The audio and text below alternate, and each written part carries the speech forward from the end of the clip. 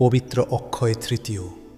এই দিনটি শুধু একটি তিথি নয়, এটি অনন্ত আশীর্বাদ, অক্ষয় পুণ্য আর নতুন আশার সূচনা।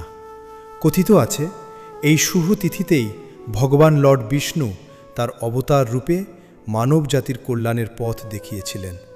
আবার এই দিনেই শুরু হয়েছিল মহাপবিত্র মহাভারতা রচনার কাজ, যখন মহর্ষি ব্যাস দেবতা লর্ড গণেশকে দিয়ে সেই অমর কাব্য লিখিয়ে নিয়েছিলেন। এই দিনে করা প্রতিটি সৎকর্ম, দান, জপ, পূজা সবই হয়ে ওঠে অক্ষয়, অর্থাৎ যার ফল কখনো নষ্ট হয় না।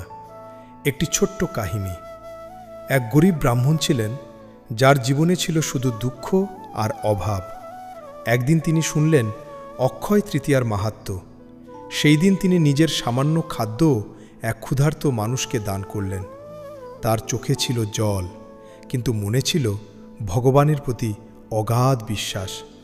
সেই ছোট্ট দানই হয়ে উঠল অক্ষয়। পরবর্তী জীবনে তিনি পেলেন সুখ, শান্তি ও সমৃদ্ধি। এই কাহিনী আমাদের শেখায়, দান বড় নয়, ভক্তি বড়। অক্ষয় তৃতীয়ার শিক্ষা।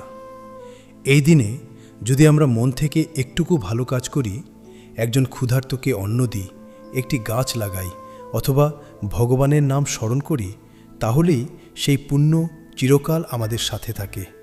এই দিনটি আমাদের মনে করিয়ে দেয়, সৎকর্ম কখনো বৃথা যায় না, ভক্তি কখনো হারিয়ে যায় না।